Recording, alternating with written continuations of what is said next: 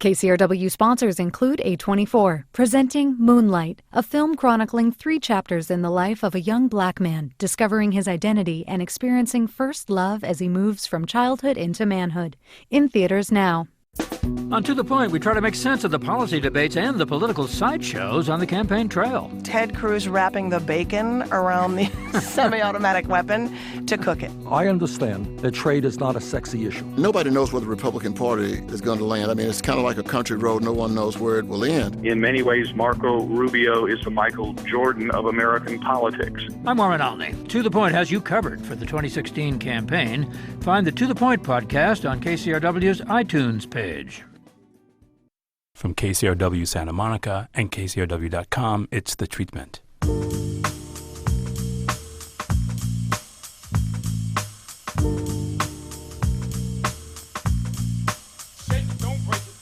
Welcome to The Treatment. I'm Elvis Mitchell. As somebody who's read a book on occasion, and I know that's hard to believe for those of you who are longtime listeners, one of the first books that ever kept me awake all night long was Man in the High Castle, and the incredible and actually, frankly, quite terse Philip K. Dick book is being adapted into a series. The man responsible for it is sitting across me, Frank Spotnitz. You know him from his work on the X-Files. Some of the greatest parts of the mythology ever, including Memento Mori. First of all, Frank, thanks so much for being here. Thank you very much for having me. And did you have a similar experience? Because finally, you can't predict where that book is going to go. That book made a big impression on me. I read it in college. I was at UCLA. And I was a huge consumer of movies and television, as I'm sure you were. And I was so used to the good guys winning. And here's a book where not only did the good guys lose, they lost a long time ago, and it's about living in defeat. And it really stuck with me, that there's no inevitability to the good side winning. You can't count on the right thing happening. So it's just stayed with me ever since. And I guess it was like 3 years ago, I was asked by Ridley Scott's company, if I wanted to adapt it, and I just said yes immediately. Because they've had that material for about 10 years or so. I know there's like an announcement it's going to be a BBC series like 2004, 2005. Yeah. That never materialized, and there's talk about a movie happening as well. They had a really hard time getting it made, and then they wanted to take one last swing at it with me, with sci-fi originally, actually. So I wrote the first 2 episodes. My friend Tom Schnauz from Breaking Bad wrote 3 and 4, and sci-fi passed. And it was really dead for 2 years. They were just about to lose the rights to make it when I got a call from a guy I knew who used to work at ABC who just joined Amazon. And he said, do you have any scripts you love that haven't been made? I said, yeah, The Man in the High Castle. And then the rest, as they say, is history. Because I get that. I mean, a place like Sci-Fi, they want at some point a hero. Yeah. Also, it's a really expensive show to make. It's 1962 that never was. The pilot alone is New York, San Francisco, and Canyon City in the Rocky Mountains. And the subject matter is pretty, potentially offensive. There's a lot of landmines you find out when you're dealing with Nazis and the Imperial Japanese. Why don't we, for those who don't know the material, why don't you tell them a little bit what The Man in the High Castle is about? So the idea of the book and the TV series is that the Allies lost World War II. So it's 1962. A whole generation has grown up in defeat in the United States. The eastern half of the country is occupied by the Nazis, the west coast by the Imperial Japanese, and then the Rocky Mountains are like a neutral zone between the two fascist powers. And the book is scary in the way that only a book that can be written by a man who basically took acid and threw the I Ching to plot it could be. Well, that's why the book is so great, really, because his mind is so rich and interesting and challenging. And I've read the book several times now. I don't think I fully understand everything that's in there, but he was way ahead of his time. It's kind of a cliche to say it, but it's absolutely true. It's not a resistance story. It's about deeper things, to me anyway. Like the themes that I drew from it that I've tried to bring into the TV series are, how do you remain human if you're living in an inhuman world, which I think is a really resonant theme right now. And this is a much tougher theme, but what's real? What's the nature of reality? And you can imagine that's a difficult concept to grasp, let alone to dramatize, but that's what we try to do in the series. But also, and there's something that ran through so many of the mythology episodes of X-Files, the hunger to will something better for yourself. Yes. No matter what your circumstances are. Yes. I mean, that becomes a kind of spiritual ambition. Yes. That's something that I found that you connected to this that belongs to you. Yeah, thanks. I mean, I think about that a lot, that, if we were living in a world like that, we'd all like to think we'd be in the resistance. We all like to think we'd stand up against evil and oppression, and while they're dragging the Jews away, that we'd speak up. But the truth is, and I really believe this, 99.8% of us wouldn't. We'd look after our families, we'd go to work. We may not like what's happening, but we wouldn't have the courage to step out of line. And that's very moving to me, the people that do and why they do. And I wanted to portray that in a really real way. And I think this show has been unsettling to people because it takes place in the United States. And to see Americans in that situation, we like to think that can never happen to us. But of course, it could happen anywhere. It's one of the first things that shocked me about the show is seeing that visualization of the flag. Talk about the creation of that. Well, one of the realizations we had when we were preparing the pilot was the power of symbols. And so, the flag, Times Square, Mount Rushmore, these things are deeply embedded in our subconscious minds as Americans. And so when you take those things and you deface them with a swastika, it really hits you on a deep level. So we begin with this newsreel in a movie theater in New York City off Times Square. In fact, the opening credits have that flicker that you hear the audio of a projector. That's right. Yeah, and the opening credits have Mount Rushmore, and there's sort of a film of parachutists, like tears coming down the face of the presidents. But it's storytelling with a visual, which is my favorite kind of thing. It's just a picture that tells you so much about this world. And that's what happens. There's so much that we just see. And we did a LACMA event, and we were talking about that teaser trailer that ran during the World Series, where you just – because it goes by so fast initially, and I'd seen episodes, so I knew what was going on. I talked to people go, did I see the nuts? Did I see a swastika? Right. Because it goes by so fast, and then the teaser trailer takes time to show us what was almost subliminal in the first half of it. Yes. I think that was part of our storytelling strategy was, the Nazis in this show are us. Most of them are American Nazis, and they've co-opted a lot of American culture. And what's unsettling is to see how close some of those situations feel to situations that are very familiar to us. So there's an episode 6, that takes place on VA Day, which is Victory in America Day, and it's like a Thanksgiving celebration. And you can see it. It's very, very close, and yet it's off. It was just because I've seen that episode. Just the casualness of saying "Sieg Heil" when people walk into somebody's home. Yeah. It's so unsettling. Yeah. And as we're talking about this, you remind me of what Philip K. Dick said about the reason he was never able to write the sequel, is that he couldn't go back to that again. Yeah, it's a very dark place, very dark people.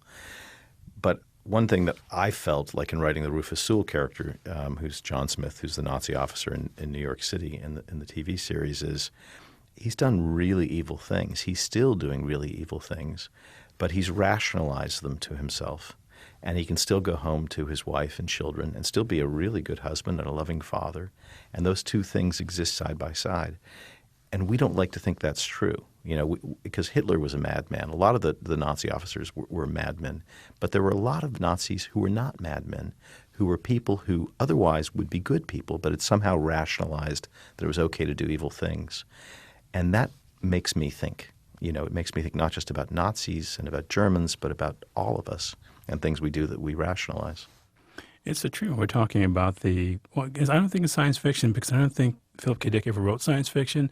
It's the real fantasy of the adaptation of Man in the High Castle, which is on Amazon. It's adapter Frank Spotnitz, who's done so much great work, is sitting across from me right now. But I think that strain of, again, I was talking about that kind of spiritual ambition. Some of these characters you've written in X-File episodes have been people who just wanted something better and were just receiving bad news and couldn't see a way out of it. Mm-hmm. And what was one of the first things that attracted you to that kind of character and characterization? Well, it's one of my convictions about life. It's going to sound very cheerful, but I actually believe as a man who lives in the 7-hour arrondissement in Paris, your true. Life is so hard. No wonder, Frank, you feel a need to kind of exorcise these demons. But I really do think life doesn't reward you for doing the right thing. I actually think in a lot of ways you pay for doing the right thing, for acting in accordance with your conscience. And that, in fact, that's your only reward. And I think that's sort of a theme that runs through a lot of my writing, is the importance of doing the right thing, even though no one's going to thank you for it. Also, this thing that runs through Philip K. Dick, which is the idea of how do you present yourself to an institution that you know may not be doing the right thing? I mean, that was so much a big part of the X-Files. Yes. You know, that dynamic between Mulder and Scully, was the institution right, or was following your instinct right? That's absolutely right. And I also think part of what made the X-Files interesting, for me to do anyway, was understanding the reasons why the quote-unquote bad guys were doing what they were doing. Because obviously nobody thinks they're a bad guy. Everybody has their reasons. And I think the same could be said of the quote-unquote bad guys in Man in the High Castle. You know, they have a code and they have a belief system that they're willing to kill people to support. And that's when it gets dangerous. Well, the other interesting thing, too, that I think maybe sort of subtextually sort of ran through the X-Files, but is very much a part of Philip K. Dick, is the idea of technology. The modern world steals your soul. At some point, if you give into the modern world, it runs through Android's dream of electric sheep, or I can dream for you wholesale, was definitely a part of this. If you're in the modern world and you give into these devices, they take something away from you. Mm-hmm. Modernity does that. And the idea, too, because there's so many characters in X-Files who are recluses and hermits who try to stay away from that. Mm-hmm. So, I mean, you've written, as a matter of fact, to those people who did that. I mean, I think that's sort of there's sort of a reactionary thing in all science fiction to change, to modernism, to technology.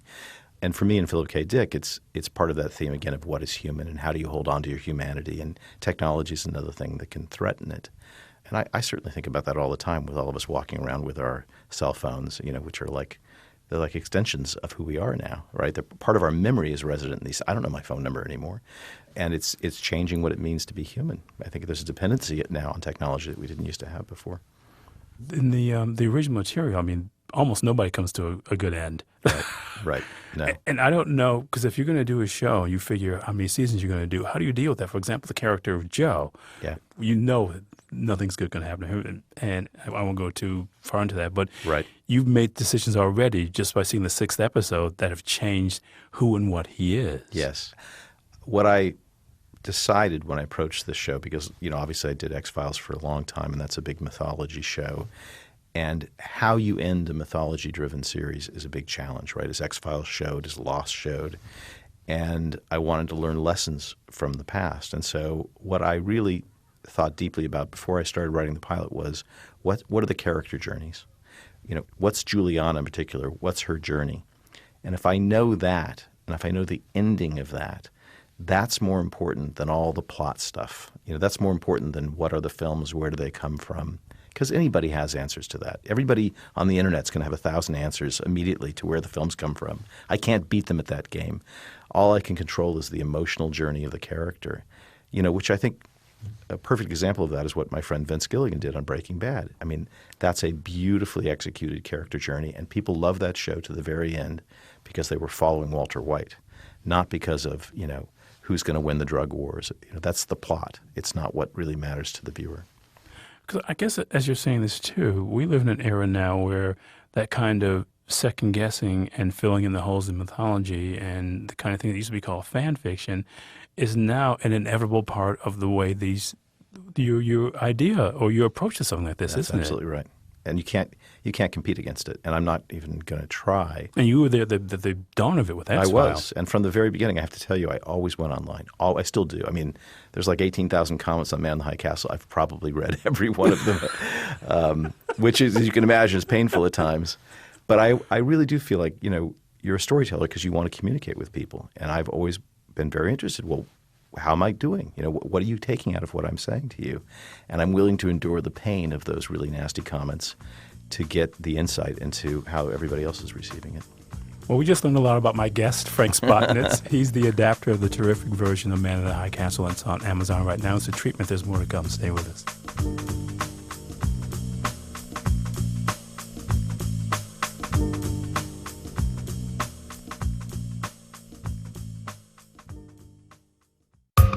KCRW's Eclectic 24 is our ever-expanding all-music stream featuring the best new releases, classic favorites, and special features, including today's top tune, guest DJ project, and KCRW archives.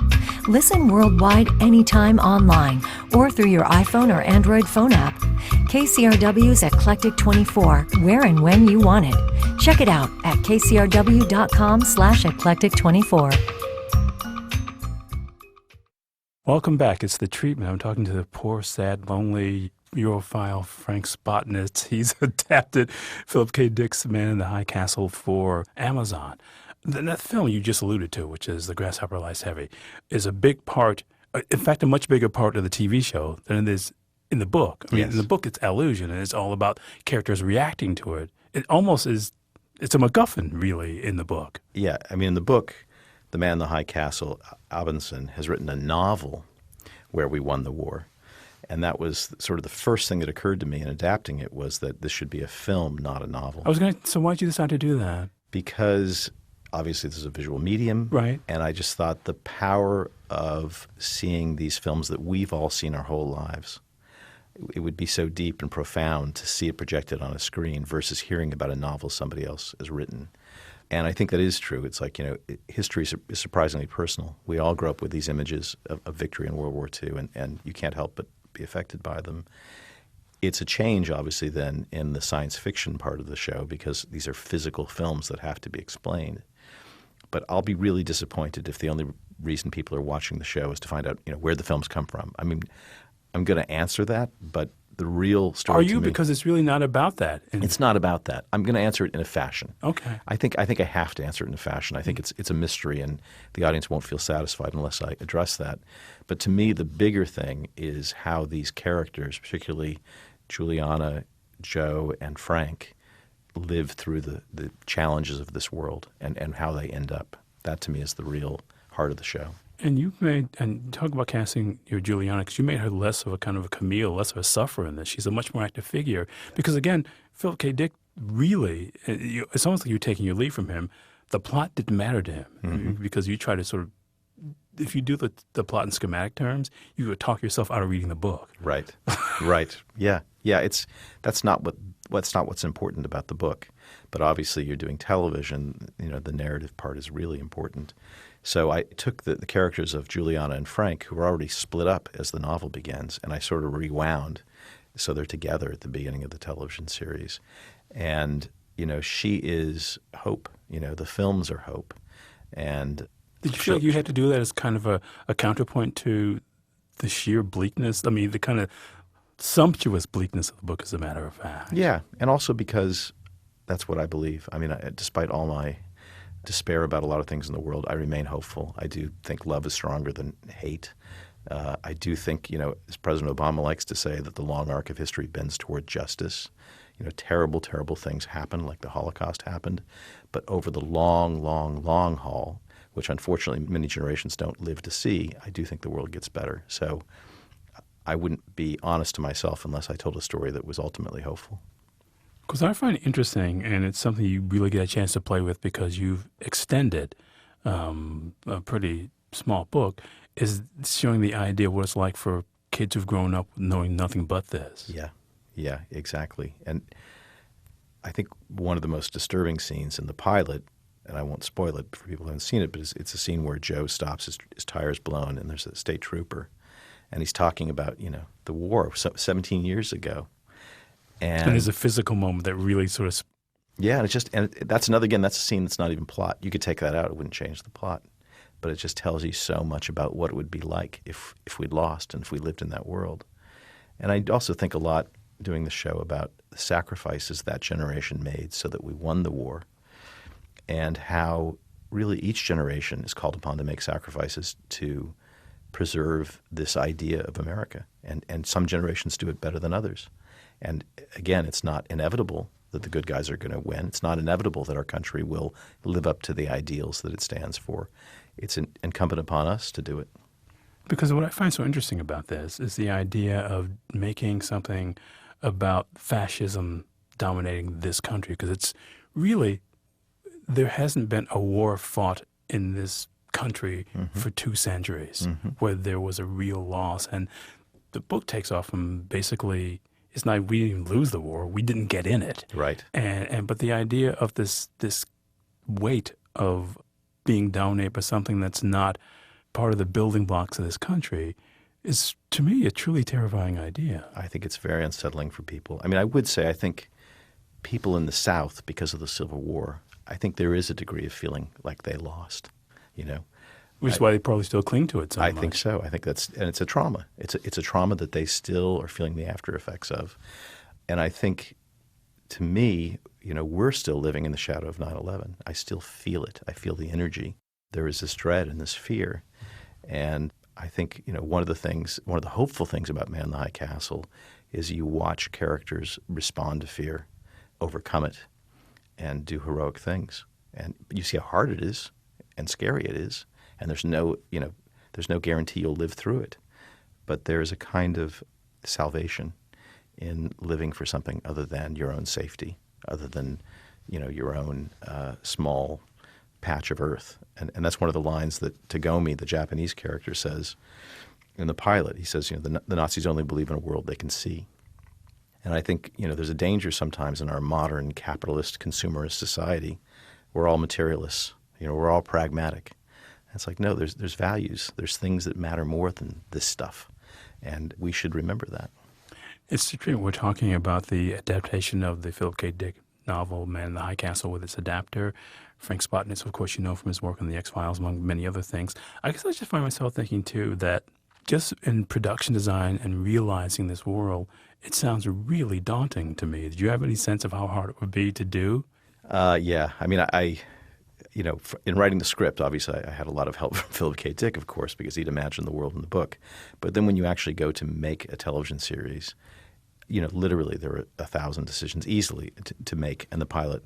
And you know that you're going to have to live with those decisions the rest of the series, however long it goes.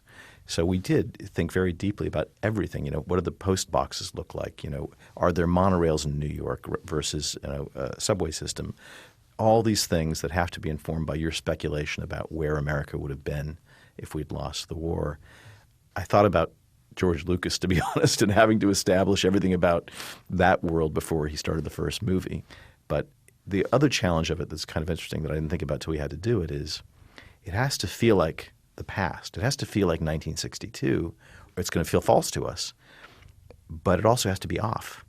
And so there's that tension between, oh, yeah, that's right, that's 1962, but it's not our 1962. That's reflected throughout the design and the costumes and, you know, the props, all the visual choices in the show.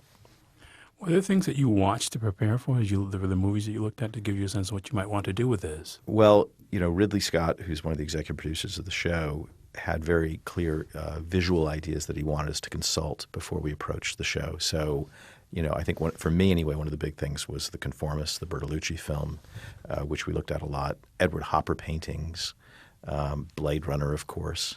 So those were, for me anyway, those were the ones. We actually had a whole book put together of things to consult, and David Simmel, the pilot director, and Daniel Percival, the series lead director, spent a lot of time studying these references, and I think, you know, you could see it in the show if you were looking for it.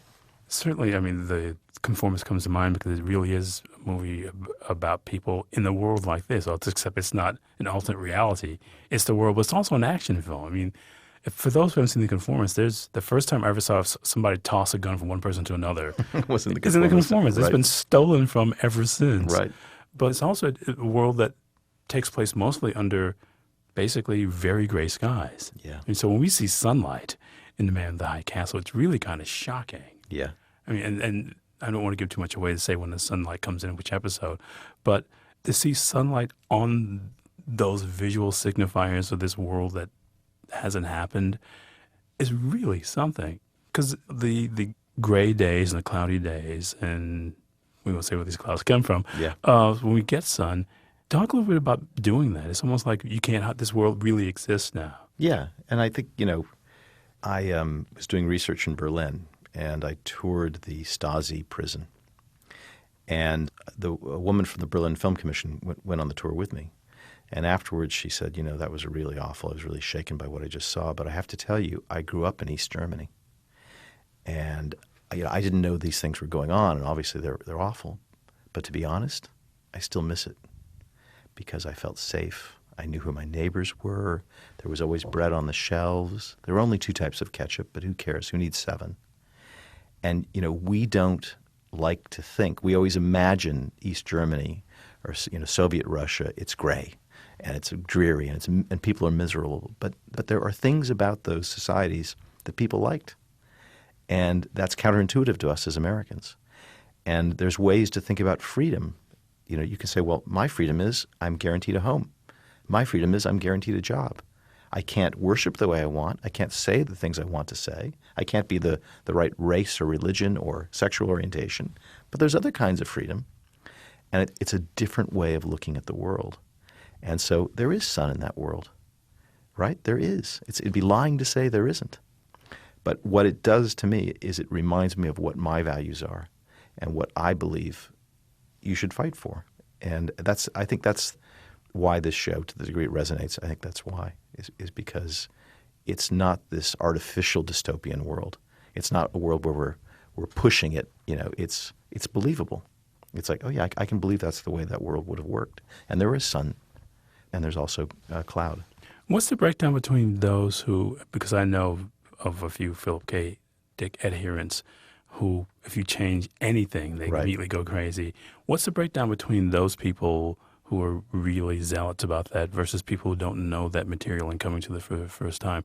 How have the responses been based on your scanning of the 18,000 plus? Yeah, I mean, I was Amazon? really nervous about that. And you know, when I first looked at the book to adapt, I didn't want to change anything. But then I realized I'm not doing him any favors if I don't change things. You have to. And finally, I mean, because it's a downward spiral, and that way his books all are. Yes, yeah, you have to. It's a different. And his daughter, Issa Dick Hackett, is a producer in the show. And she approved of the changes that I'd made and understood why, and continues to. And she's still working very closely on the series. But yes, based on my reading of the 18,000 plus comments, I have to say, you know, the vast majority of people approve of and understand the changes that I've made, which is a great relief. How far do you want to go? I mean, how many seasons would you like to say? Have you given yourself an idea of how far you want to proceed with this? Well, in the beginning, I thought, I don't see how this goes more than 3 years or something. But as I've gotten deeper into it, I realized, you've got the whole world. You've literally got the whole world that you could explore in this show. And it's part of the form of Amazon, of a streaming broadcaster, that it's not like an episodic TV series where you've got to do the same thing every week. And that can run out, But this is more novelistic. And, if there's a season 2, it's going to be nothing like season 1. Wow, because I guess as I hear this, I wonder about, you've got to build story that you pay off in a TV show like this. You're doing an extended narrative in a way that I don't even think it was that Phil K. Dick wasn't interested in it. I just think he had this, it's almost the equivalent of being colorblind. He just didn't see plot. Mm-hmm. And so it didn't matter to him. And if you look at, again, if you describe any of those books, nobody would read them. And the movies, be it Minority Report or Total Recall, used those books as taking off points. And as does Blade Runner. Yeah. And I'm guessing that's what you learned from all those adaptations as well. You're better off imputing something to them rather than trying to be faithful to them. Yeah, although I will say I wanted to be the most faithful. You said that before. Did you really? Yeah, because really it's even science. There's a whole science fiction aspect in the book that so far is not extant in the series. It comes in. Oh, does it? It does, but slowly. It's like my big fear is that the science fiction aspect will eclipse everything else. It could swallow it all up because it is so mind-bending and trippy. But it's an important part of the narrative. It really is. And so I do intend to fully explore that, but just slowly. Because I don't want to shatter the illusion of believability, and that could really do it. It's such a big shift that you have to be invested in the way you can only be invested in the book. I mean, because you got to find a way to visualize that climax of the book, too, which is kind of crazy. I'm going there.